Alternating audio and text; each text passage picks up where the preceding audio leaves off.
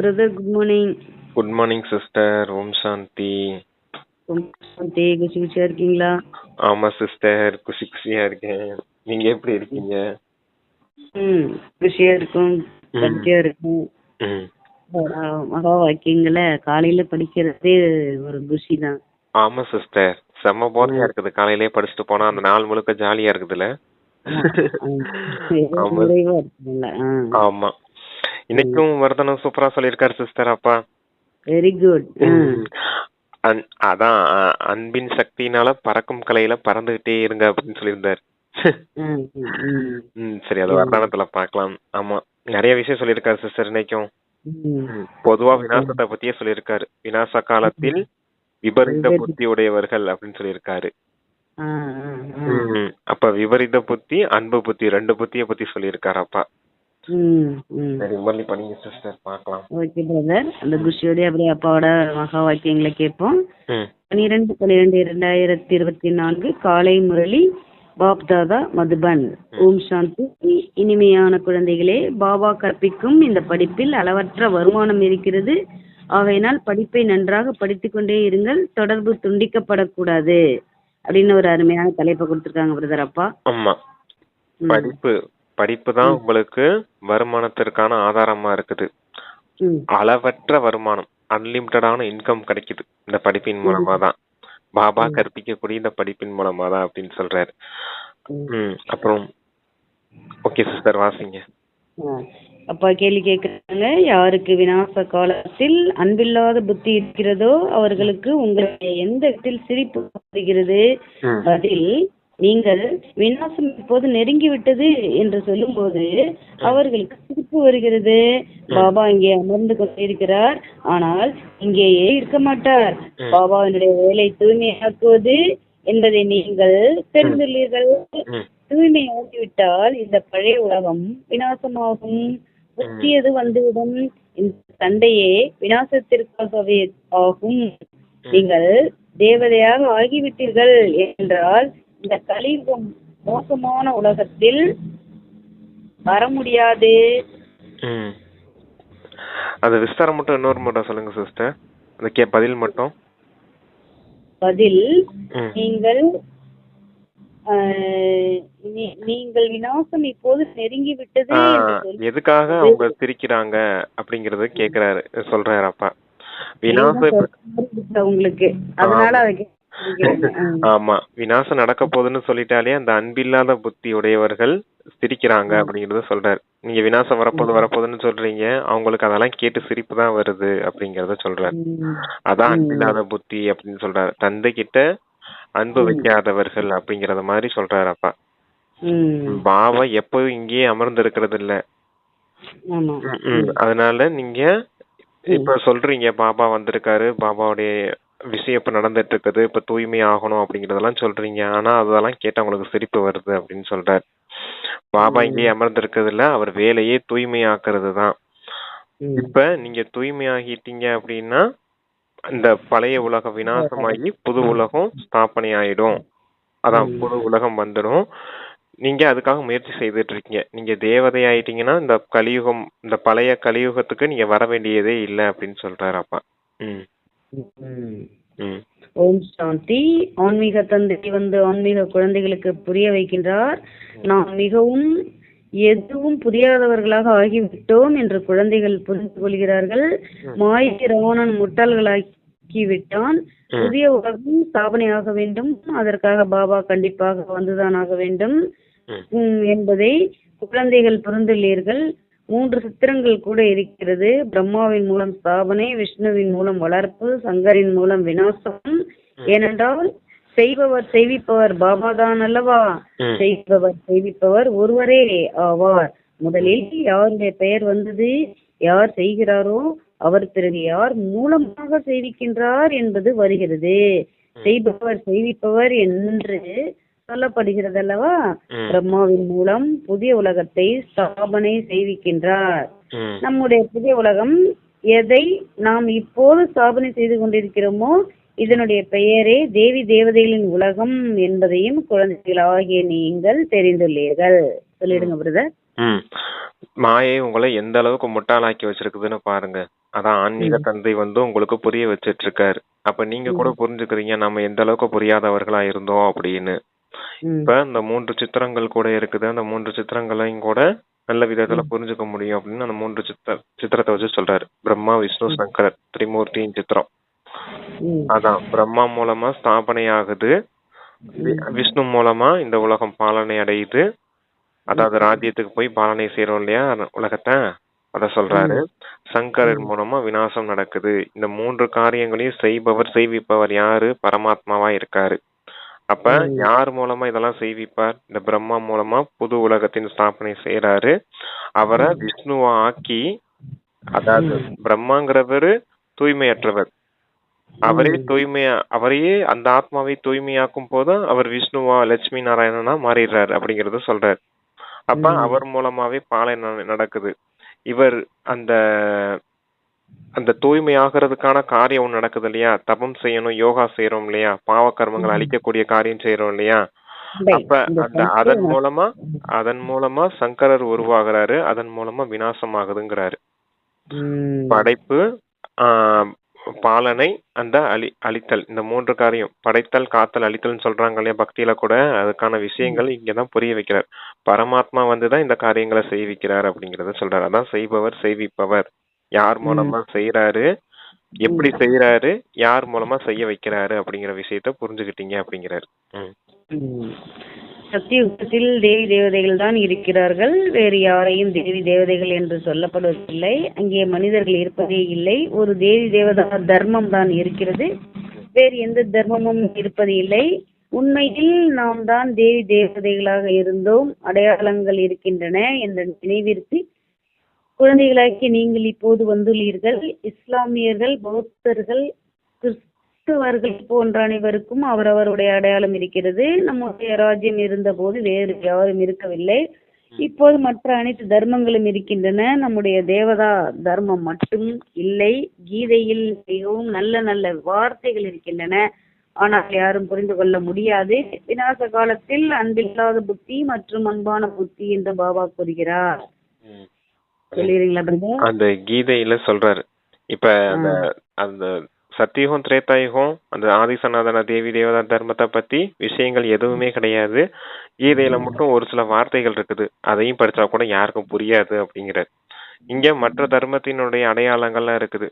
இஸ்லாமிய தர்மம் எப்ப ஸ்தாபனையாச்சுன்றது குரான் இருக்குது, அப்புறம் கிறிஸ்தவ தர்மம் எப்ப ஸ்தாபனையாச்சுங்கிறது பைபிள் இருக்குது, அப்புறம் கிரந்தம் இருக்குது, சீக்கிய தர்மம் எப்ப ஸ்தாபனையாச்சுன்னு, பௌத்த தர்மத்துக்கு அவங்களுடைய நூல் இருக்குது, மகா ஞானம் அப்படின்னு ஒரு புத்தகம் இருக்குது இல்லையா, அது அவங்களுடைய மத வழிபாட்டு புத்தகமா இருக்குது. அப்ப இவங்களுக்கு எல்லாம் தெரியுது சன்னியாச தர்மம் எப்ப ஸ்தாபனையாச்சு, என்ன ஏதுன்னுலாம் தெரியுது. அவங்களுடைய வாழ்க்கை வரலாறு, தர்ம பிதாக்கள் எப்ப வந்தாங்க அப்படிங்கறதெல்லாம் துவாபர யுகத்துல இருந்து எழுதி வச்சிருக்காங்க. அதனால சாஸ்திரத்துல இருக்குது, அதை பார்த்து படிச்சுக்கிறாங்க, தெரிஞ்சுக்கிறாங்க. ஆனா ஆதி சனாதன தேவி தேவதா தர்மத்தை பத்தி யாருக்குமே தெரியல. அதனாலதான் அந்த 3 சித்திரங்களை வச்சு தந்தை எப்படி புரிய வைக்கிறாருன்னு பாருங்க அப்படின்றத சொல்றேன். அன்பில்லாத புத்தி, அன்பான புத்தி அப்படிங்கறத சொல்றாரு. தந்தை கிட்ட அன்பான புத்தி உடையவங்க எப்படி போனாங்க? தேவி தேவதையா போனாங்க. அன்பில்லாத புத்தி இங்க தர்ம பிதாக்களா, தர்மாத்மாக்களா இவங்க வழி பின்னாடி போறாங்க அப்படிங்கறத சொல்றாரு.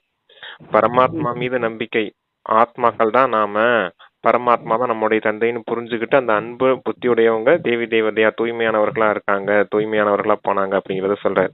மனிதர்கள் பின்னாடி போனவங்க, தர்ம பிதாக்கள் பின்னாடி போனவங்க அவங்கவுங்க தர்மத்தின்படி வராங்க அப்படிங்கறத சொல்றாரு. துவாபர யுகத்துல இருந்து வராங்க அப்படிங்கறத சொல்றாரு. சரி. விநாசம் இந்த சமயத்தில் தான் நடக்க வேண்டும். பாபா சங்கம யுகத்தில் தான் வருகின்றார். உலக மாற்றம் ஏற்படும் போது குழந்தைகளாகிய உங்களுக்கு பழையதற்கு மாற்றாக அனைத்தையும் புதியதாக தருகின்றார். அவர் பொற்கொள்ளனாகவும் இருக்கின்றார், சலவை தொழிலாளியாகவும் இருக்கின்றார், பெரிய வியாபாரியாகவும் இருக்கின்றார். மிக குறைந்தவர்களே வியாபாரம் செய்கிறார்கள். இந்த வியாபாரத்தில் அளவற்ற நன்மை இருக்கிறது, படிப்பில் நிறைய நன்மை இருக்கிறது, படிப்பில் வருமானம் இருக்கிறது என்று நிறைய மகிமை பாடப்படுகிறது. அதுவும் பிறவிகளுக்குமான வருமானம். எனவே அப்படிப்பட்ட படிப்பை நல்ல விதத்தில் படிக்க வேண்டும் மற்றும் படிப்பிப்பதையும் மிக எளிமையாக படிப்பிக்கின்றேன். அப்படின்னு ஒரு சொல்றாங்க. வாரம் மட்டும் புரிந்து கொண்டு பிறகு எங்கு வேண்டுமானாலும் செல்லுங்கள். ம். உங்களுக்கு இந்த படிப்பின் பிரதி வந்து கொண்டே இருக்கும். ம். அதாவது முரளி கிடைத்து கொண்டே இருக்கும். பிறகு ஒருபோதும் தொடர்பு துண்டிக்கப்படாது. ம். ஆமா. இது ஆத்மாக்கள் மற்றும் பரமாத்மாவோட தொடர்பு ஆகும். சொல்லுங்க பிரதர். ம். அது அந்த சங்கம யுகத்துல தான் விநாசம் நடக்குது. தந்தை 3 விதமான சம்பந்தங்களை இன்னைக்கு சொல்றார். ஒண்ணு பொற்கொள்ளன், சலவை தொழிலாளி, வியாபாரி. பொற்கொள்ளனுடைய காரியம் என்ன? தூய்மையான தங்கத்தை உருக்கி தனியா எடுக்கிறது. அதுல தங்கம், வெள்ளி, செம்பு, அப்புறம் இரும்பு எல்லாம் கலந்து போய் கிடக்கு. இந்த 4 யுகம். சத்தியுகத்துல தங்கம், திரேதா யுகம் வெள்ளி, துவாபர யுகம் தாமிரம், கலியுகம் இரும்பு. இந்த 5 கலப்படமாயி இருக்குது. எதுல? புத்தியில. அந்த 5 யுகத்தின் தன்மைகள். இப்ப தந்தை சத்தியுகத்துக்கு தயாராக்குறாருன்னா தங்கத்தை மட்டும் புடம் போட்டு தனியா பிரிச்சு எடுக்கிறாரு இல்லையா? அது போல சொல்றாரு. எப்படி பொற்கொள்ளன் தங்கத்தை மட்டும் தனியா பிரிச்சு எடுக்கிறாரோ அதே போல உங்களை இந்த அழுக்குல இருந்து, மற்ற செயற்கை அழுக்குல இருந்து விடுவிச்சு உங்களை மறுபடியும் தங்க புத்தியுடையவரா ஆக்குறேன் அப்படிங்கறத சொல்றாரு பொற்கொள்ளனா. சலவை தொழிலாளி அப்படின்னா அது துணி பூரா அழுக்காய் போயிருச்சு. ஆத்மா தான் துணின்னு சொல்லுவாரு. ட்ரெஸ் பூரா அழுக்காய் போயிருக்கு. ஞானம்ங்கிற சோப்புனால சோப்பு போட்டு அதை கிளீன் பண்றேன் அப்படின்னு சொல்லுவாரு. அது சலவை தொழிலாளியின் காரியம். வியாபாரிங்கிறது என்ன அப்படின்னா ஒண்ணுமே இல்லாத பொருட்களை கொடுத்து நிறைய வருமானத்தை அடையிறது. இப்ப நம்ம கிட்ட என்ன இருக்குது? ஒன்றுக்குமே உதவாத உடல், மனம், பணம், அதெல்லாம் ஒண்ணுத்துக்குமே உதவாது தெரியும் இல்லையா? விநாசம் ஆக போது எல்லாம் தெரியும். விகாரம், 5 விகாரங்கள் ஒண்ணுக்குமே இல்லாத, ஒண்ணுத்துக்குமே உதவாததா இருக்குது. அதையெல்லாம் தந்தை கிட்ட ஒப்படைச்சிட்டு தந்தை கொடுக்கக்கூடிய ஆஸ்தியான 21 பிறவிக்கான ஆஸ்தியை நம்ம அடையிறோம் இல்லையா? அதான் ஒண்ணுத்துக்குமே உதவாத பொருட்களை கொடுத்துட்டு ஞான ரத்தினங்கள், குணங்கள், சக்திகள், கூடவே 21 பிறவிக்கான சொர்க்கத்தின் அந்த வாழக்கூடிய அந்த பலன் எல்லாத்தையும் அடையிறோம் இல்லையா? அதுதான் வியாபாரி. கள்ளங்கவடமற்ற வியாபாரின்னு சொல்லுவார். நீங்க ஒன்றுக்குமே உதவாத பொருட்களை கொடுத்து நிறைய பொருட்களை வாங்கிட்டு போயிருந்தீங்க தந்தைக்கிட்டு இருந்து அப்படின்னு சொல்லுவாரு. அதான் அந்த 3 சம்பந்தங்கள் நீங்க சொல்லியிருக்காரு. இன்னைக்கு ஃபுல்லா இதையே சிந்தனை செஞ்சுட்டு இருக்கலாம். சரிங்க சிஸ்டர், வாசிங்க. நல்ல விதத்தில் படிக்க வேண்டும் சொல்லியிருக்காங்க. அப்பா படிக்க ரொம்ப இருக்கணும். ஒரு வாரம் கிளாஸ் மட்டும் எடுத்துக்கிட்டு எங்க வேணா உங்க தொடர்பு ஆத்மா பரமாத்மாவோட இருந்துகிட்டே இருக்கும் அப்படின்னு சொல்லியிருக்காங்க. அப்பா ஆமா, அந்த முரளியோட பிரதி உங்களுக்கு வந்துகிட்டே இருக்கும். 7 நாள் கிளாஸ் மட்டும் எடுத்துக்கோங்க, புரிஞ்சுக்கோங்க எல்லாத்தையும். அப்புறம் முரளி உங்க வீடு தேடி வரும் அப்படிங்கறத சொல்றாரு. சென்டருக்கு வரும் இல்லையா, அவன் போய் வாங்கி கொடுவோம் இல்லையா முரளிய, அது சொல்றாரு. முரளியில என்ன இருக்கும்? அந்த 7 நாள் கிளாஸோட விஸ்தாரம் இருக்கும். அதுல சாரமா இருக்கும், இதுல விஸ்தாரமா இருக்கும். விதவிதமா சொல்லி புரிய வைப்பாரப்பா அதுல தினமும் வர முரளியில. அதான் நம்ம வாசிக்கிட்டு இருக்கோம்.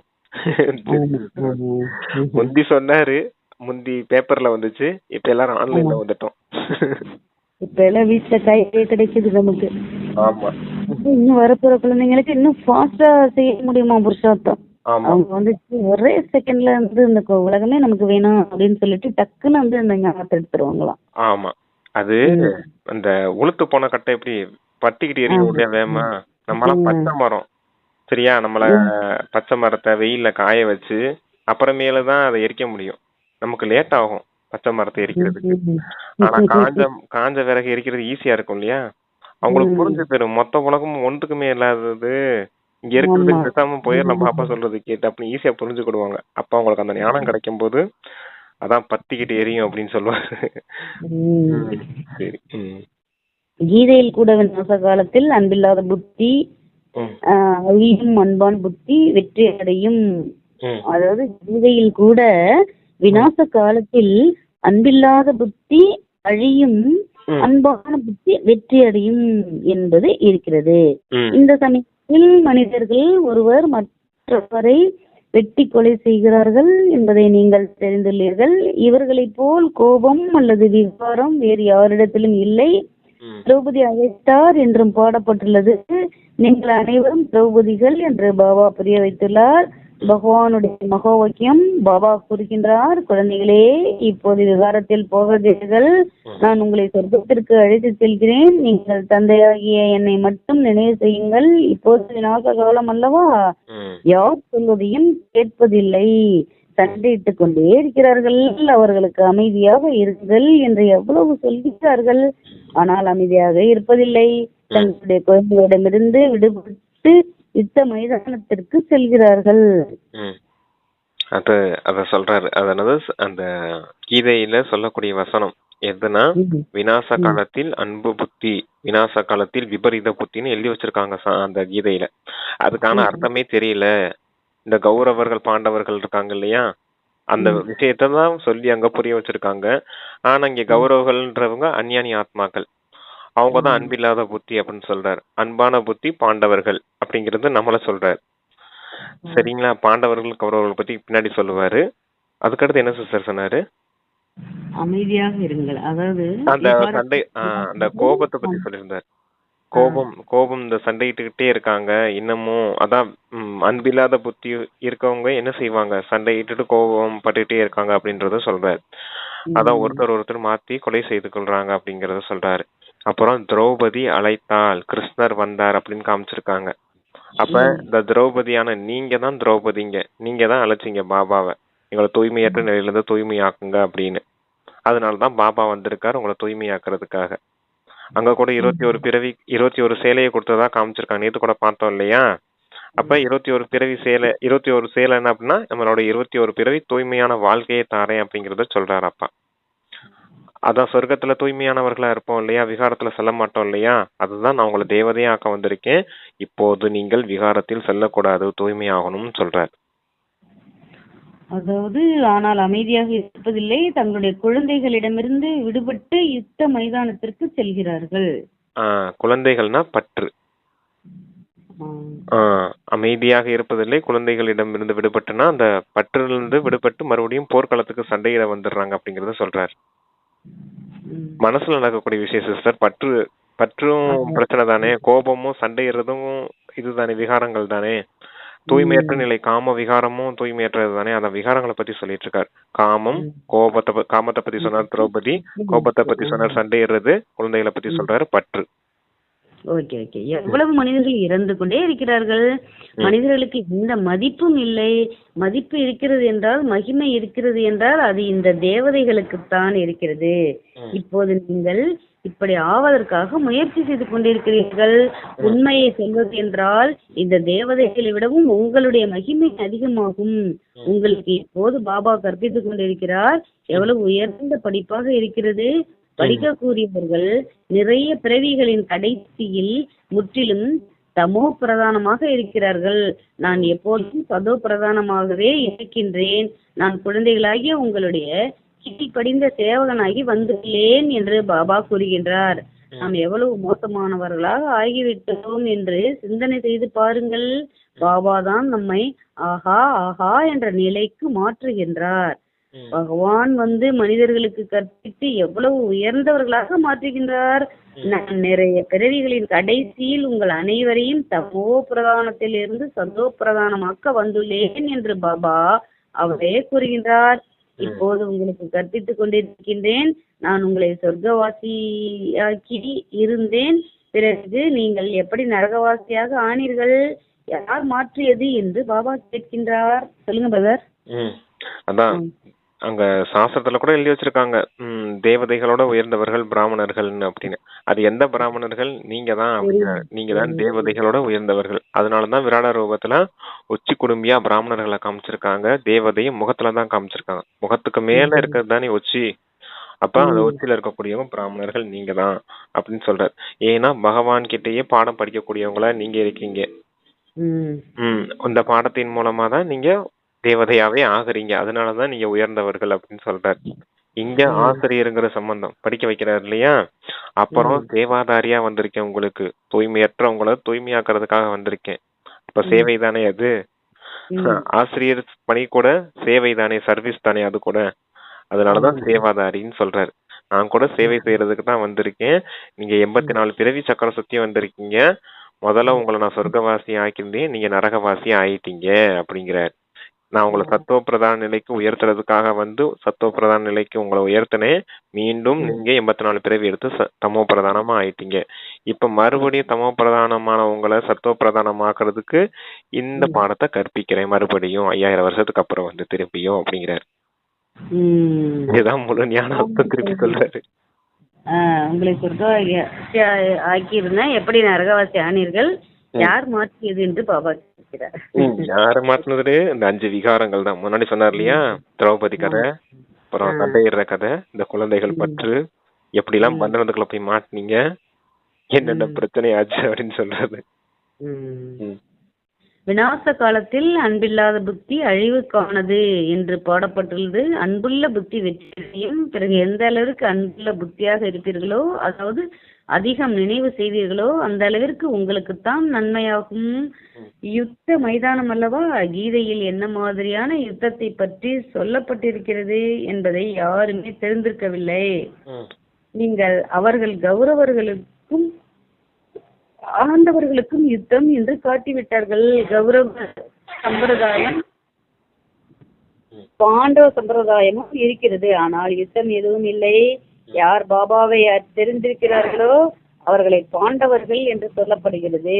பாபாவோடு அன்பான புத்தி உடையவர்கள், பாபாவோடு அன்பில்லாத புத்தி உடையவர்களை கௌரவர்கள் என்று சொல்லப்படுகிறது. வார்த்தையை புரிந்து கொள்வதற்கு தகுந்ததாக மிகவும் நல்ல நல்லவைகளாக இருக்கின்றன. பக்கத்துல வச்சு பேசுங்க சிஸ்டர், கொஞ்சம் பக்கத்துல வாங்க சிஸ்டர், போன பக்கத்துல வச்சு பேசுங்க. புத்தி உடையவர்களா, பாபா அன்பில்லாத புத்தி உடையவர்களை கௌரவர்கள் என்று சொல்லப்படுகிறது. புரிந்து கொள்வதற்கு, வார்த்தைகள் புரிந்து கொள்வதற்கு தகுந்ததாக மிகவும் நல்ல நல்லவைகளாக இருக்கிறது. இப்போது சங்கம யுகமாகும், புதிய உலகத்தின் ஸ்தாபனை நடந்து கொண்டு இருக்கிறது என்பதை குழந்தைகளாகி நீங்கள் தெரிந்துள்ளீர்கள். புத்தியின் மூலம் புரிந்து கொள்ள வேண்டும். இப்போது உலகம் எவ்வளவு பெரியதாக இருக்கிறது, சத்தியுகத்தில் எவ்வளவு குறைவான மனிதர்கள் இருப்பார்கள். சிறிய மரமாக இருக்கும் அல்லவா, அந்த மரம் பெரியதாக இருக்கிறது. மனித சிருஷ்டியின் இந்த தலைகீழ் மரம் எப்படி இருக்கிறது என்பதை யாரும் தெரிந்து கொள்வது இல்லை. இது கல்பவருஷம் என்று சொல்லப்படுகிறது. சொல்றீங்களா பிரதர்? இந்த கல்பவருஷம் படிக்கணும் இல்ல, இந்த கௌரவர்களை சொல்லிடுறேன் சிஸ்டர். கௌரவர்கள் பாண்டவர்கள், அந்த கௌரவர்களை தான் அன்பில்லாதவர்கள், அஞ்ஞானிகள் அப்படின்னு சொல்றாரு, துக்கம் கொடுக்கக்கூடியவர்கள் அப்படின்னு சொல்றாரு. பாண்டவர்கள் அப்படிங்கறது நீங்க தான் அப்படிங்கறது சொல்றாரு. கீதையில எந்த மாதிரி யுத்தத்தை காமிச்சிருக்காங்க, கௌரவர்கள் பாண்டவர்கள் அப்படிங்கணும் பிரிச்சு பாக்குறதுக்கு நல்லாதான் இருக்குது அந்த வார்த்தை அப்படிங்கிறாரு. அன்பில்லாத புத்தி அன்பான புத்தி அப்படின்றதையும் நல்ல விதத்துல புரிஞ்சுக்கிட்டீங்க அப்படின்னு சொல்றாரு. பாண்டவர்கள் அப்படின்னாலே வழிகாட்டின்னு அர்த்தம். பாண்டா அப்படின்னா என்ன அர்த்தம்னா வழிகாட்டின்னு சொல்லுவார். அப்ப நீங்க தானே இந்த உலகத்துக்கே வழிகாட்டிகளா இருக்கீங்க. தந்தையின் அறிமுகத்தை கொடுத்து தந்தை கிட்ட எப்படி போறதுக்கான வழியை காட்டக்கூடியவங்க நீங்க தானே. அப்படிங்கிறப்ப அது அந்த விஷயத்துக்காக சொல்றாரு. அப்ப அந்த கௌரவர்கள் பாண்டவர்கள் கதையை பத்தி சொல்றாரு. சரிங்க சிஸ்டர், நீங்க வாசிங்க கல்பவருஷ மரத்தை. மனிதர் குறைவான சத்தியத்தில் உள்ள குறைவான மனிதர்கள் இருப்பார்கள், சிறிய மரமாக இருக்கும் அல்லவா, அந்த மரம் பெரியதாகிறது. மனித சிருஷ்டியின் இந்த தலைகீழ் மரம் எப்படி இருக்கிறது என்பதை யாரும் புரிந்து கொள்வதில்லை. இதனை கல்ப விருட்சம் என்று சொல்லப்படுகிறது. மரத்தின் ஞானமும் வேண்டும் அல்லவா, மற்ற மரங்களின் ஞானம் மிக மிக சுலபமாகும், உடனே சொல்லிவிடுவார்கள். இந்த மரத்தின் ஞானம் கூட அதுபோல் சுலபமானதுதான், ஆனால் இது மனித மரமாகும். மனிதர்களுக்கு தங்களுடைய மரத்தை பற்றி தெரியவில்லை. கடவுள் படைப்பவர் என்று சொன்னால் கண்டிப்பாக உயிரோட்டம் உள்ளவர் தான் அல்லவா. பாபா சத்தியமானவர், உயிரோட்டம் உள்ளவர், ஞானக்கடலாக இருக்கின்றார். அவரிடத்தில் என்ன ஞானம் இருக்கிறது என்பதை யாரும் புரிந்து கொள்வது இல்லை. பாபா தான் விதை ரூபமாக உயிரோட்டம் உள்ளவராக இருக்கிறார். அவரிடமிருந்துதான் அனைத்து படைப்புகளும் வருகின்றன. எனவே பாபா வந்து புரிய வைக்கிறார். மனிதர்களுக்கு தங்களுடைய மரத்தை பற்றி தெரியவில்லை, மற்ற மரங்களை பற்றி நல்ல விதத்தில் தெரிந்து வைத்திருக்கிறார்கள். மரத்தின் விதை உயிரோட்டமுடையது என்றால் சொல்லும் அல்லவா, ஆனால் அது ஜடமாகும். எனவே இப்போது குழந்தைகளாகிய நீங்கள் தான் படைப்பவர் மற்றும் படைப்பினுடைய ரகசியத்தை தெரிந்துள்ளீர்கள். இவர் சத்தியமானவர், உயிரோட்டமுடையவர், ஞானக்கடலாக இருக்கின்றார். உயிரோட்டமுடையவரிடம் பேசலாம் அல்லவா. மனிதர்களுடைய உடல் அனைத்திலும் உயர்ந்த மதிப்பு மிக்கது என்று பாடப்படுகிறது. சொல்றீங்க அந்த கல்பவருஷத்தை சொல்றாரு. மனித சிருஷ்டியின் விதை ரூபமா நான் இருக்கேன். அதுவும் கீதையிலே இருக்குது. எப்படி இருக்குது, தலைகள் மரம் மட்டும் காமிச்சிருக்காங்க, அதனுடைய அர்த்தம் தெரியாது. ஒண்ணு வார்த்தை இருக்குது, இல்ல சித்திரம் இருக்குது, எல்லாம் சரியா இருக்குது. ஆனா அர்த்தம் தான் யாருக்கும் புரியல அப்படிங்கிறார். சரி, மனித சிருஷ்டியின் விதை ரூபமா தந்தை நான் இருக்கேன், பிராமணர்களான நீங்க வேர் பகுதியில இருக்கீங்க, ஆதி சனாதன தேவி தேவதா தர்மம், அதாவது தேவி தேவதைகள் தண்டு பகுதியில காமிச்சிருக்காங்க அப்படின்னு சொல்றாரு. கிளைகள்ல ஒவ்வொரு தர்ம பிதாக்கள் வராங்க, அப்புறம் எல்லா ஆத்மாக்களும் அந்த தர்ம பிதாக்கள் பின்னாடி போயிட்டாங்க அப்படிங்கிறது. இதுதான் மனித சிருஷ்டியின் விதை ரூபமா மனித சிருஷ்டியின் விதை. அந்த விதைக்குள்ளதான் இவ்வளவும் இருக்குது, இந்த ஞானம் இருக்குது, இந்த ஞானத்தை கொடுக்கறதுக்காக தான் வந்திருக்கேன் அப்படின்றத சொல்றாரு. ஆனா மனிதர்களுக்கு இந்த மரத்தை பத்தியும் தெரியாது, மனித சிருஷ்டியின் விதை ரூபமா தந்தை இருக்காரு அப்படிங்கறதையும் புரிஞ்சுக்க முடியல அவங்களால. ஆனா அவங்க இந்த ஸ்தூல மரங்களை பத்தி நல்லா புரிஞ்சு வச்சிருக்காங்க. மாமரம், வேப்ப மரம், தென்னை மரம் இதெல்லாம் இருக்குது இல்லையா, அதை பத்தி நல்லா புரிஞ்சு வச்சிருக்காங்க. விதை ரூபமா தந்தை இருக்காரு அப்படின்னா உயிரோட்டமானவரா இருக்காரு. உயிரோட்டமான இருக்கறதுனாலதான் உங்களுக்கு இந்த ஞானத்தை சொல்லி புரிய வைக்கிறார். அந்த ஸ்தூல விதைகள் இருக்குது இல்லையா, ஸ்தூல மரத்தின் விதைகள் இருக்கு இல்லையா, அது உயிரோட்டமா இல்ல, அதனால அது புரிய வைக்க முடியாது. ரெண்டுக்கும் வித்தியாசத்தை சொல்றாரு. ஜடமான விதைகளால புரிய வைக்க முடியாது, ஆனா உயிரோட்டமான விதையால புரிய வைக்க முடியும் இல்லையா. இந்த விஷயத்த நம்ம யோசிச்சு கூட பாத்துருக்க மாட்டோம் அந்த ஞானம் எடுக்கிறதுக்கு முன்னாடி. விதைகளை பத்தி, இந்த மரத்தை பத்தி. ஆனா அந்த மரத்தை பார்க்கும்போது நமக்கு ஏதோ குசி வரும், ஆனா என்ன ஏதுன்னு நமக்கு புரியாது. அதுக்கெல்லாம் அர்த்தம் இப்ப தெரிஞ்சாதான் எவ்வளவு குசி எடுப்பது நமக்கு. நீங்கள் ஞானத்தை தாரணை செய்து ஞானமழை பொழியும் மேகங்களாக இருக்கிறீர்கள். பாபா ஞான கடலாக இருக்கின்றார். அவரிடமிருந்து உங்களுக்கு ரத்தினங்கள் கிடைக்கிறது. இவை ஞான ரத்தினங்களாகும். இந்த ரத்தினங்களின் மூலம் உங்களுக்கு அந்த ரத்தினங்களும் அதிகம் கிடைத்து விடுகிறது. லட்சுமி நாராயணனிடம் பாருங்கள், எவ்வளவு ரத்தினங்கள் இருக்கின்றன. வைர வைடூரியங்களினால் ஆன மாளிகைகளில் இருக்கிறார்கள். பெயரே சொர்க்கமாகும். அதற்கு நீங்கள் எஜமானவர்களாக ஆகின்றீர்கள். யாராவது ஏழைக்கு திடீரென்று பெரிய லாட்டரி கிடைக்கிறது என்றால் பைத்தியமாகி விடுவார்கள் அல்லவா. உங்களுக்கு உலக ராஜ்யம் கிடைக்கிறது என்றால் மாயை எவ்வளவு எதிர்க்கிறது என்று பாபா கூறுகிறார். மாயை எவ்வளவு நல்ல நல்ல குழந்தைகளையும் விழுங்கி விடுகிறது என்பதை இன்னும் போக போக குழந்தைகளுக்கு தெரிய வரும். ஒரேடியாக விழுங்கி விடுகிறது. நீங்கள் பாம்பை பார்த்திருக்கிறீர்களா? தவளையை எப்படி பிடிக்கிறது? முதலை யானையை விழுங்குகிறது, பாம்பு தவளையை முழுவதுமாக விழுங்கி விடுகிறது. மாயையும் அப்படியே ஆகும். குழந்தைகளை வாழ்ந்து கொண்டிருக்கும் போதே பிடித்து ஒரேடியாக முடித்து விடுகிறது. பிறகு அவர்கள் பாபாவின் பெயரையே உச்சரிப்பதில்லை. உங்களிடத்தில் யோக பலத்தின் சக்தி மிகவும் குறைவாக இருக்கிறது. அனைத்தும் யோக பலத்தில் தான் ஆதாரப்பட்டிருக்கிறது. எப்படி பாம்பு தவளையை விழுங்குகிறதோ அதுபோல் குழந்தைகளை நீங்களும் முழு ராஜ்யத்தையும் எடுத்துக்கொள்கிறீர்கள். முழு விஸ்வ ராஜ்யத்தையும் நீங்கள் வினாடியில் எடுத்துக்கொள்வீர்கள். இந்த பாம்பு என்ன சொல்றாரு? தவளையை பிறகு குழந்தைகளை வாழ்ந்து கொண்டிருக்கும் போதே பிடித்து ஒரேடியாக முடித்து விடுகிறது. பிறகு அவர்கள் பாம்பின் பெயரையே உச்சரிப்பதில்லை. அதாவது பாபா பேரே நம்ம சொல்றது கடைசியா வாசித்தீங்களா சிஸ்டர்? அதை மட்டும் சொல்லுங்க, முன்னாடி வேணாம். பாபாவின் பெயரை உச்சரிப்பதில்லை. உங்களிடத்தில் யோக பலத்தின் சக்தி அதிகமாக இருக்கிறது. தவளையை விழுங்குகிறதோ எப்படி பாம்பு தவளையை விழுங்குகிறதோ அதுபோல் குழந்தைகளாக நீங்களும் முழு ராஜ்யத்தையும் எடுத்துக்கொள்கிறீர்கள். அதான் கேட்டேன் சிஸ்டர். முதல்ல பாம்புங்கிறது வேற, மாயாவை சொன்னாரு, அப்புறம் இப்ப நம்மள சொல்றாரு. பாம்பா சொல்றாரு. சரி சரி, ஓகே. இப்ப சொல்லட்டா? சொல்லுங்க சொல்லுங்க. இங்க எப்படி இந்த ஞான செல்வத்தை நீங்க எந்த அளவுக்கு நீங்க தாரணை செய்றீங்களோ அது உங்களுக்கு ஸ்தூல செல்வமா சொர்க்கத்துல வந்து சேரும் அப்படிங்கிறார். இங்க எந்த அளவுக்கு ஞான ரத்தினங்களை சேமிக்கிறீங்களோ அதே போல சொர்க்கத்துல அந்த லட்சுமி நாராயண ஆட்சி காலத்துல நீங்க வருவீங்க இல்லையா, அப்போ உங்ககிட்ட அந்த அளவுக்கு ரத்தினங்கள் இருக்கும், செல்வங்கள் இருக்கும் அப்படின்னு சொல்றாரு. ஞான செல்வம், ஸ்தூல செல்வம். சங்கமயுகத்தின் ஞான செல்வம், சத்தியுகத்தின் ஸ்தூல செல்வம் அப்படின்னு சொல்றாரு. அப்புறம் இந்த மாயை பத்தி தான் சொல்றாரா. அப்புறம் மேகங்களை பத்தி சொன்னார். ஞானக்கடல் கிட்ட நீங்க ஞான மேகங்களா மாறுறீங்க. மேகங்களா மாறி மற்ற இடங்கள்ல போய் ஞான மழை பொழியணும் அப்படின்னு சொல்றாரு.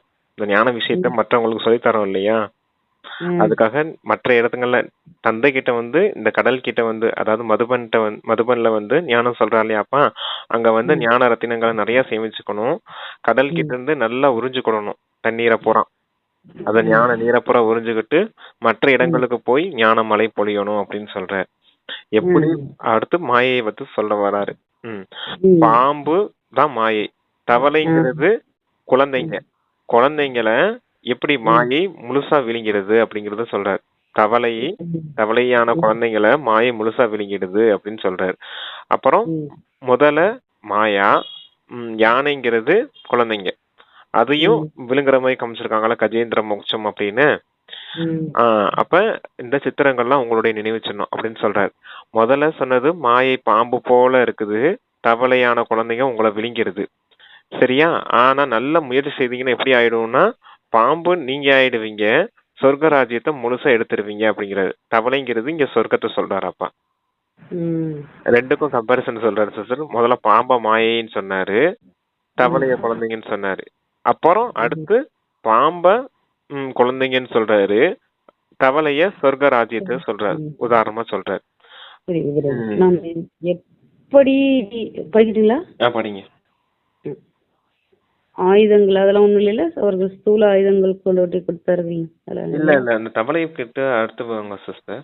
எவ்வளவு நீங்கள் கொள்கிறீர்கள் முழு விஸ்வராஜ், நீங்களும் தவளை விழுங்கிறதோ அதுபோல் குழந்தைகளை நீங்களும் முழு ராஜ்யத்தையும் எடுத்துக் கொள்கிறீர்கள், முழு விஸ்வராஜ்யத்தையும் நீங்கள் வினாடியில் எடுத்துக்கொள்வீர்கள். பாபா எவ்வளவு சகஜமான யுக்தியை கூறுகிறார்.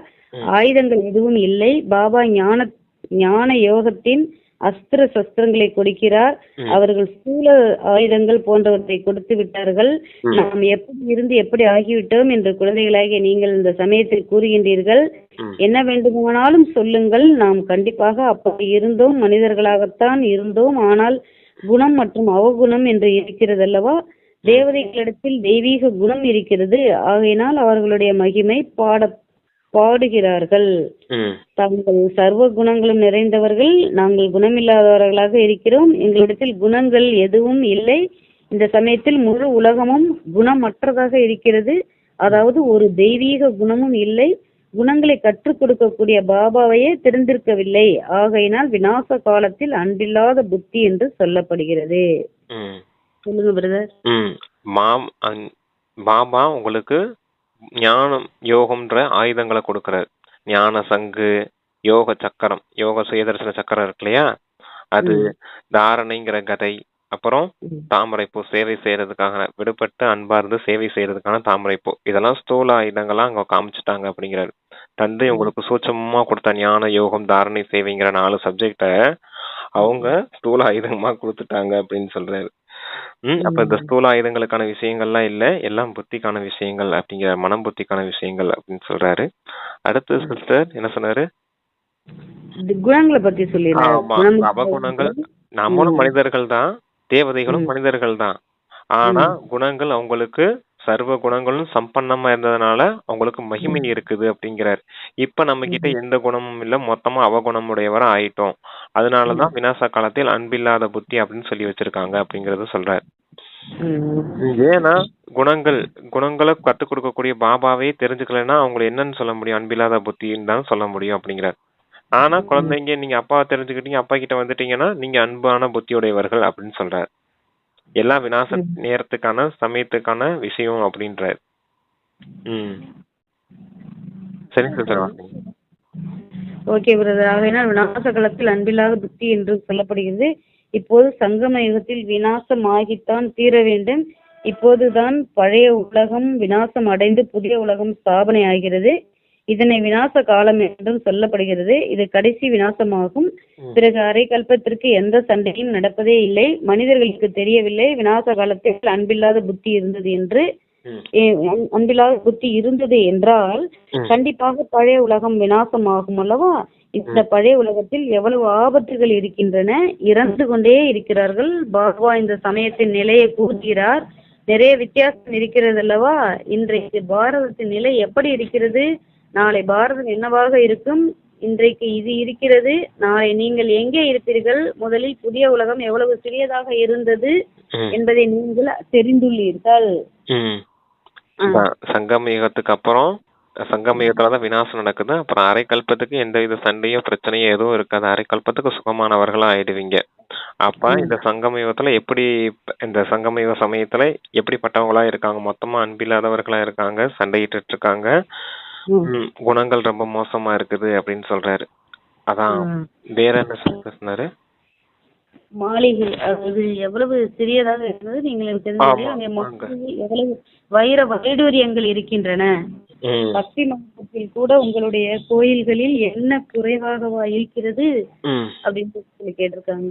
ஆமா, அதான் வைர வைடூரியங்கள்லாம் கொஞ்சமா இருந்துச்சுன்னா பக்தி மார்க்கத்துல சொல்றாரு. பக்தியில துவாபர யுகத்துல விக்ரமாதித்யன் காலத்துல கூட நீங்க அவ்வளவு செல்வந்தர்களா இருந்திருக்கீங்க அப்படின்னு சொல்றாரு. அதுக்கு முன்னாடி வாழ்ந்த திரேதாயுகம் சத்தியுகத்துல எவ்வளவு செல்வங்கள் உங்ககிட்ட இருந்திருக்கும் பாருங்க. அதனாலதான் சண்டை இல்லாதவர்களா இருந்தீங்க, தூய்மையானவர்களா இருந்தீங்க, சுகம் நிறைந்தவர்களா சொர்க்கத்துல அவ்வளவு செல்வங்களோட இருந்தீங்க, மகிழ்ச்சியா இருந்தீங்க அப்படின்னு சொல்றாரு. பக்தி மார்க்கத்துல இப்படி அப்ப அந்த கோயில் கட்டினாங்க இல்லையா, சோம்நாத் மந்திர், இந்த கோயில்லாம் கட்டினாங்க இல்லையா, அதெல்லாம் பத்தி சொல்ல வருவாரப்பா.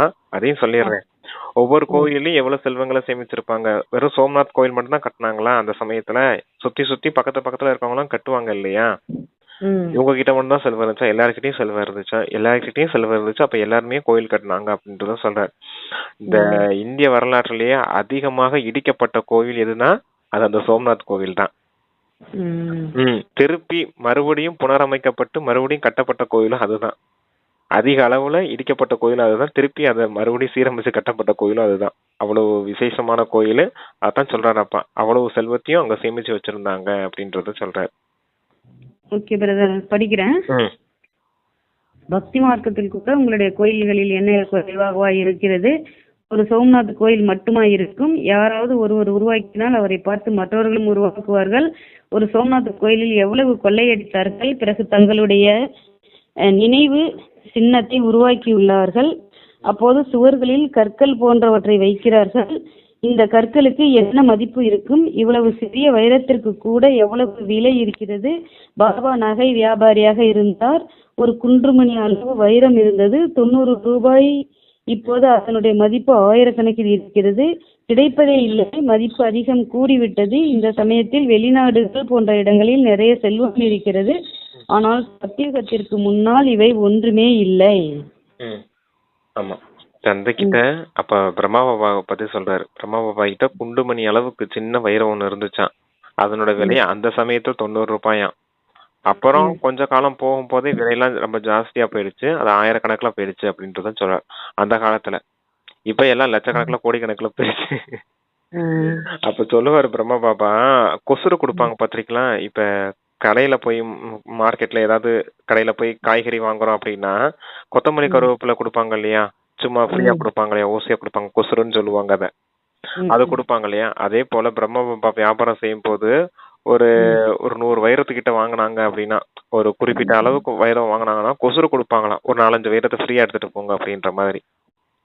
புரியுதுங்களா? இப்ப யாராவது அப்படி கொடுப்பாங்களா? அதத்தான் சொல்லுவாங்க, கிருஷ்ணதேவராயர் காலத்துல வைரத்தெல்லாம் கூறு கட்டி வித்துட்டு இருந்தாங்க அப்படின்னு சொல்லுவாங்க. இப்ப அந்த காய்கறி எல்லாம் கூறு கட்டி விற்பாங்க பாத்திருக்கீங்களா, இதை மொத்தம் எடுத்துட்டு போங்க, இவ்வளவு கொடுத்தா போதும் அப்படின்ற மாதிரி. அந்த மாதிரி கூறு கட்டி வித்துட்டு இருந்தாங்க கிருஷ்ணதேவராயர் காலத்துல. கிருஷ்ணதேவராயர் காலம் எப்படின்னா அங்க இருந்து 500 வருஷத்துக்கு முன்னாடிதான். 500 வருஷத்துக்கு முன்னாடினா பாருங்க, அப்பயே எவ்வளவு செல்வந்தர்களா இருந்திருப்போம். கூறு கட்டி வைரத்தை விக்கிற அளவுக்கு செல்வந்தர்களா இருந்திருக்கும் பாருங்க. அப்ப சொர்க்கத்துல எவ்வளவு செல்வம் இருந்திருக்கும் பாருங்க, நினைச்சு கூட பார்க்க முடியல. அவ்வளவு இதா இருக்கும். அவ்வளவு செழிப்போட இருந்தீங்க அப்படிங்கறத சொல்றாரு அப்ப. விநாச காலத்தில் அன்பில்லாத புத்தி இருக்கிறது என்று இப்போது பாபா கூறுகின்றார். விநாசம் நெருக்கத்தில் இருக்கிறது என்று நீங்கள் சொல்லும் போது மனிதர்கள் சிரிக்கிறார்கள். நான் எவ்வளவு காலம் அமர்ந்து கொண்டிருப்பேன், எனக்கு என்ன மகிழ்ச்சியாக இருக்கிறதா என்ன? நான் எவ்வளவு காலம் பாபா கேட்கிறாங்க, என்ன நான் சுகமும் அடைவதில்லை துக்கமும் அடைவதில்லை, தூய்மையாக்குவதற்கான கடமை என் மீது இருக்கிறது. நீங்கள் எப்படி இருந்தீர்கள், இப்போது இப்படி ஆகிவிட்டீர்கள். மீண்டும் உங்களை அப்படியே உயர்ந்தவர்களாக மாற்றுகிறேன். நாம் மீண்டும் அப்படி ஆகக்கூடியவர்கள் என்பதை நீங்கள் தெரிந்துள்ளீர்கள். உங்களுக்கு இப்போது இந்த அறிவு வந்துள்ளது. நாம் இந்த தெய்வீக வம்சத்தின் சம்பந்திகளாக இருந்தோம்.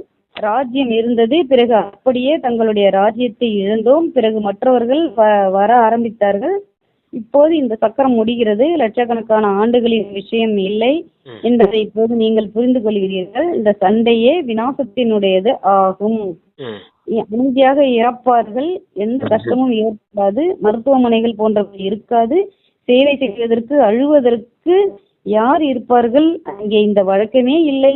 அவர்களுடைய மரணம் சகஜமாக நிகழ்கிறது. இங்கே துக்கப்பட்டு இறக்கிறார்கள். ஏனென்றால் நீங்கள் இந்த நிறைய சுகத்தை அடைந்துள்ளீர்கள், எனவே துக்கத்தையும் நீங்கள் பார்க்க வேண்டும். இரத்த ஆறு இங்கேதான் ஓடும், இந்த சண்டைக்கு பிறகு அமைதியாகிவிடும் என்று அவர்கள் புரிந்து கொள்கிறார்கள். ஆனால் அமைதியாகவே ஆகாது. வேட்டையில் மிருகத்தின் இறப்பு வேட்டைக்காரனுக்கு மகிழ்ச்சி. நீங்கள் தேவதைகளாக ஆகின்றீர்கள். பிறகு கலியுக மோசமான உலகத்தில் நீங்கள் வர முடியாது. விநாசத்தையும் பாருங்கள், ஸ்தாபனையையும் பாருங்கள் என்று கீதையில் கூட பகவானுடைய மகா வாக்கியம் இருக்கிறது. காட்சிகள் கூட ஏற்பட்டது அல்லவா? இந்த காட்சிகள் அனைத்தும் கடைசியிலும் ஏற்படும். இவர் இப்படி ஆகின்றார், பிறகு அந்த சமயத்தில் அழுவார்கள், நிறைய பச்சாதாபப்படுவார்கள், தண்டனை அனுபவிப்பார்கள், அதிர்ஷ்டத்தை நொந்து கொள்வார்கள். ஆனால் என்ன செய்ய முடியும்? இது 21 பிறவிகளின் லாட்டரி ஆகும். நினைவு வருகிறது அல்லவா?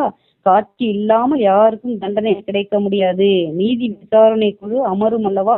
நல்லது அப்படின்னு முரளி நிறைவாயிருக்கு பிரதர். பாபா சுகத்தை அனுபவிக்கிறதுல துக்கத்தை அனுபவிக்கிறதுல உங்களுக்கு இந்த ஞானத்தை சொல்றதுக்கு உங்களை தூய்மையாக்குறதுக்கான கடமை மட்டும் இருக்குது, அதை மட்டும் செய்யறேன் அப்படின்னு சொல்றாரு. ஆனா நீங்க விநாசம் இப்ப நடக்க போகுதுன்னு சொன்னா மனிதர்கள் சிரிச்சிட்டு இருக்காங்க அப்படிங்கறத சொல்றாரு. அதனாலதான் உங்களை விநாச காலத்துல அன்பில்லாத புத்தி அப்படின்னு சொல்றாரு அப்படின்றாரு.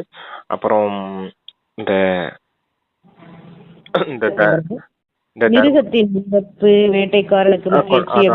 ஆமா, அது இந்த விநாச நேரத்துலதான், அதாவது வேட்டைக்காரனுக்கு கொண்டாட்டம், வேட்டையாடப்பட்ட மிருகத்துக்கு திண்டாட்டம் அப்படின்னு சொல்லுவாரு. அது என்னன்னா, மிருகம்ங்கிறது இந்த மனிதர்கள் எல்லாரும் துக்கத்தை அனுபவிக்க போறாங்க. இப்ப விநாச காலத்துல நீங்க வேட்டைக்காரன் எதை வேட்டையாடுனீங்க? சொர்க்கத்தை வேட்டையாடிட்டீங்க இல்லையா? உங்களுடைய யோக பலத்தால, ஞான பலத்தால, அது தாரணையினால, சேவையினால நீங்க சொர்க்கத்தை வேட்டையாடிட்டீங்க, உங்களுக்கான உயர்ந்த பாக்கியத்தை உருவாக்கிக்கிட்டீங்க. ஆனா அவங்க அன்பில்லாத புத்தியவர் எதுவுமே அனுபவிக்கல இல்லையா? அதாவது எதையுமே அடையலை இல்லையா தந்தைகிட்ட இருந்து. அப்ப அவங்க பச்சாதாபப்படுவாங்க, துக்கத்தை அனுபவிப்பாங்க அப்படின்னு சொல்றாரு.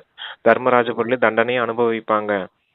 ஆனா நீங்க பாருங்க, நல்ல உயர்ந்த பதவிக்கு தர்மராஜபுரில தண்டனை அடையாம நல்ல பதவிக்கு சொர்க்கத்துக்கு போவீங்க இல்லையா? அவங்க தண்டனை அடைஞ்சு போறப்ப அவங்க மிகவும் பச்சாதாபப்படுவாங்க, துக்கத்தை அடைவாங்க அப்படிங்கறத சொல்றேன்.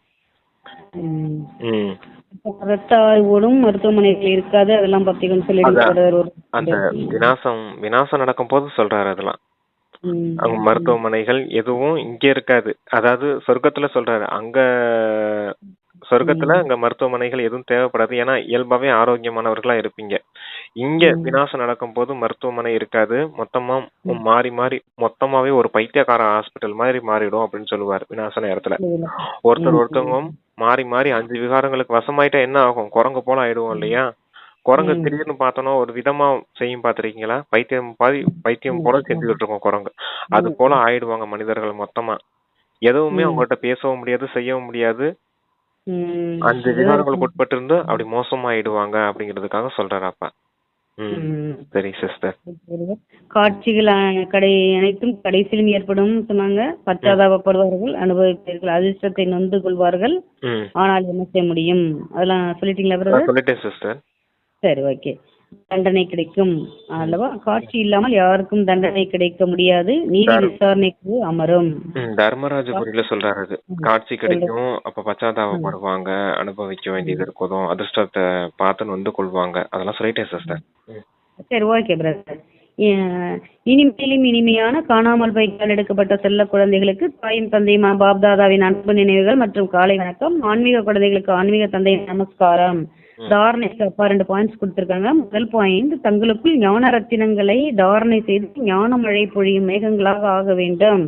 ஞான ரத்தினங்களின் மூலம் உலக ராஜ்யம் என்னும் லாட்டரியை அடைய வேண்டும். இந்த வினா சொல்லுங்க பிரதர். ஞான ரத்தினங்களாலதான் உலக ராஜ்யம் அந்த லாட்டரி அடையணும் அப்படிங்கிற ஞான செல்வம் அங்க ஸ்தூல செல்வமா கிடைக்கும். ஓகே, 2வது பாயிண்ட் சொல்றாங்க அப்பா, இந்த விநாச காலத்தில் பாபாவிடம் அன்பு வைத்து ஒருவருடைய நினைவிலேயே இருக்க வேண்டும். கடைசி நேரத்தில் பச்சாதாபம் படும்படியான அல்லது அதிர்ஷ்டத்தை கெடுத்து கொள்ளும்படியாக எந்த கர்மத்தையும் செய்யக்கூடாது.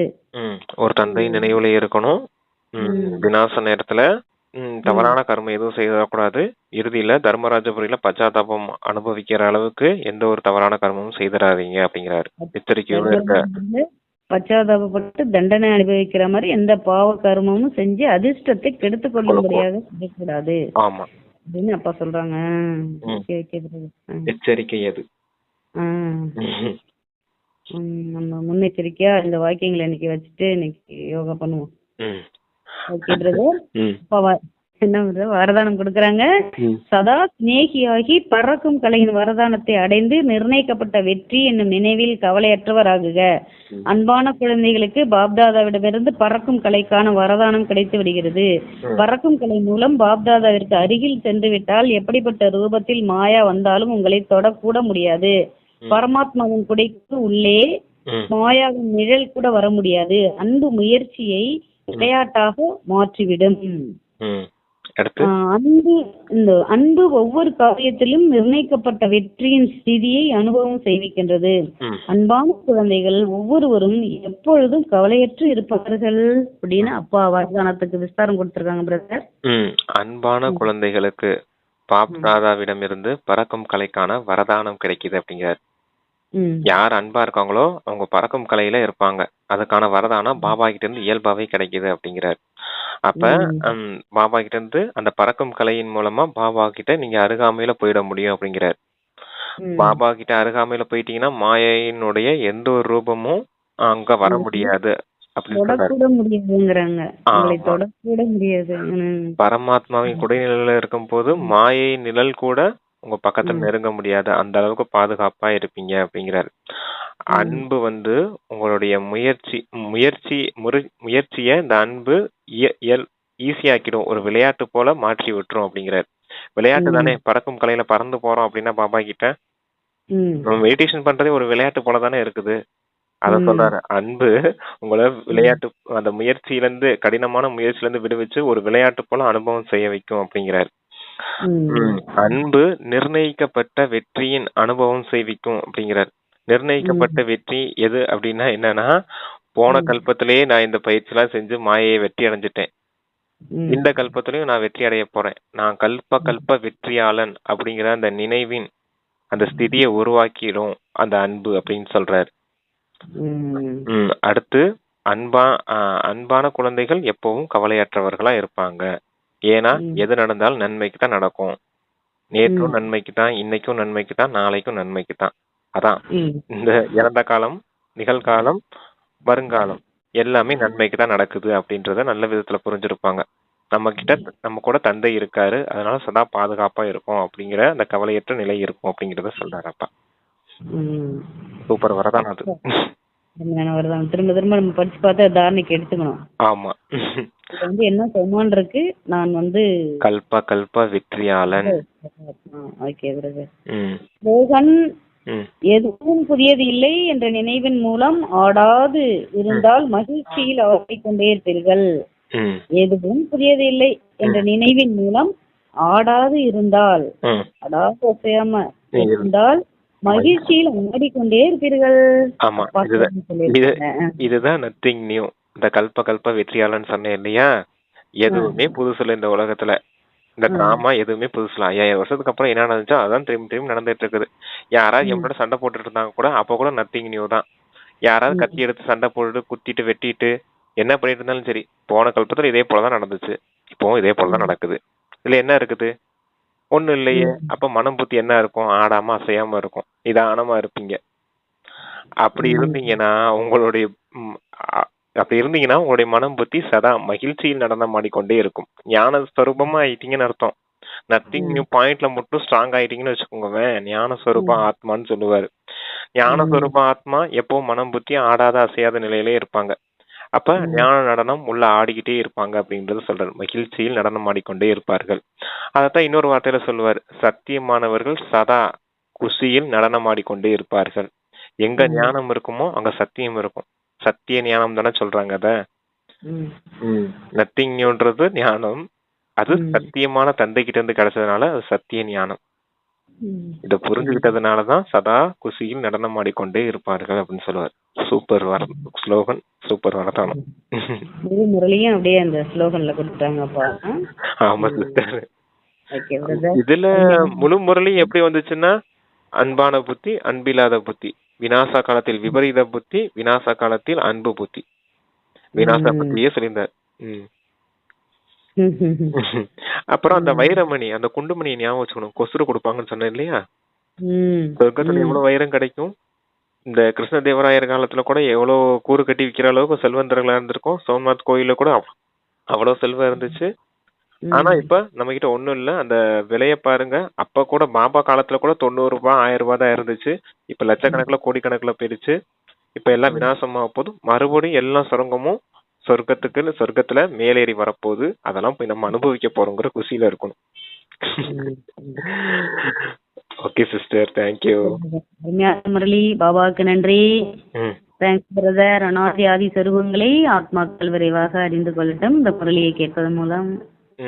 எல்லாருக்கும் முக்தி, ஜீவன் முக்தி கிடைக்கட்டும்னு ஆசீர்வாதம் கொடுக்கணும். தெரிஞ்சுக்கணும்ன்றது ஒரு விதத்துல நல்லதுதான். நீங்க தேவதா மூர்த்தியா இருந்து எல்லாருக்கும் ஆசீர்வாதம் கொடுக்கணும். எல்லாருக்கும் முக்தி, ஜீவன் முக்தி கிடைக்கட்டும் அப்படின்னு சொல்லணும். ஓகே சிஸ்டர், நன்றி. ஓம் சாந்தி. ஓம் சாந்தி. தேங்க்யூ பாபா. தேங்க்யூ.